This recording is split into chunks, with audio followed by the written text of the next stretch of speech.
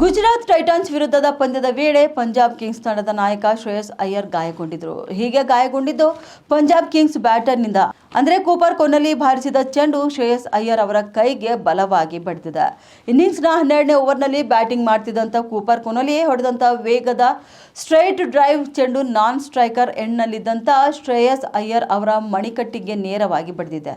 ತೀವ್ರ ನೋವಿನಿಂದ ಅಯ್ಯರ್ ಮೈದಾನದಲ್ಲೇ ಕುಸಿದು ಬಿದ್ದಿದ್ದಾರೆ. ಅಯ್ಯರ್ ತಕ್ಷಣವೇ ಫಿಸಿಯೋಥೆರಪಿ ಅವರಿಂದ ಚಿಕಿತ್ಸೆ ಕೂಡ ಪಡೆದರು. ಇದಾದ ಬಳಿಕ ಎದುರಿಸಿದ ಎಸೆತದಲ್ಲೇ ಔಟ್ ಆಗಿ ಹೊರ ನಡೆದಿದ್ದಾರೆ. ಇನ್ನು ಪಂದ್ಯ ಮುಗಿದ ನಂತರ ಮೈದಾನದಲ್ಲಿ ಕಾಣಿಸಿಕೊಂಡಿದ್ದ ಶ್ರೇಯಸ್ ಅಯ್ಯರ್ ಅವರ ಕೈಗೆ ದಪ್ಪವಾಗಿ ಪಟ್ಟಿ ಕೂಡ ಕಟ್ಟಲಾಗಿತ್ತು. ಹೀಗಾಗಿ ಅವರು ಮುಂದಿನ ಪಂದ್ಯಕ್ಕೆ ಲಭ್ಯರಿರಲಿದ್ದಾರೆ ಎಂಬ ಪ್ರಶ್ನೆಯೊಂದು ಇದೀಗ ಹುಟ್ಟುಕೊಂಡಿದೆ. ಗುಜರಾತ್ ಟೈಟನ್ಸ್ ವಿರುದ್ಧದ ಪಂದ್ಯದ ಬಳಿಕ ಮಾತನಾಡಿದ ಶ್ರೇಯಸ್ ಅಯ್ಯರ್, ಗಾಯದ ನೋವು ಕಡಿಮೆಯಾಗಿದ್ದು, ಇದಾಗಿಯೂ ಕೂಡ ನಾನು ಯಾವುದನ್ನು ಈಗಲೇ ಖಚಿತಪಡಿಸಿ ಹೇಳಲು ಇಷ್ಟಪಡುವುದಿಲ್ಲ ಅಂತ ಹೇಳಿದ್ದಾರೆ. ಹೀಗಾಗಿ ಶ್ರೇಯಸ್ ಅಯ್ಯರ್ ಅವರ ಗಾಯದ ಮೇಲೆ ಪಂಜಾಬ್ ಕಿಂಗ್ಸ್ ತಂಡದ ವೈದ್ಯಕೀಯ ಸಿಬ್ಬಂದಿ ನಿಗಾ ಇಟ್ಟಿದ್ದಾರೆ. ಚೆನ್ನೈನಲ್ಲಿ ನಡೆಯುವಂತಹ ಅಭ್ಯಾಸದ ಅವಧಿಯ ನಂತರವಷ್ಟೇ ಅವರು ಕಣಕ್ಕಿಳಿಯುತ್ತಾರೆಯೇ ಅಥವಾ ಇಲ್ಲವೇ ಎಂಬುದು ಇಲ್ಲಿ ನಿರ್ಧಾರವಾಗಲಿದೆ. ಅಂದಹಾಗೆ ಶ್ರೇಯಸ್ ಅಯ್ಯರ್ ಅವರು ಕೂಡ ದೀರ್ಘಕಾಲದ ಗಾಯದ ನಂತರ ಇದೀಗ ಮತ್ತೊಮ್ಮೆ ಗಾಯಗೊಂಡಿರುವುದು ಹೊಸ ಚಿಂತೆಗೆ ಕಾರಣವಾಗಿದೆ.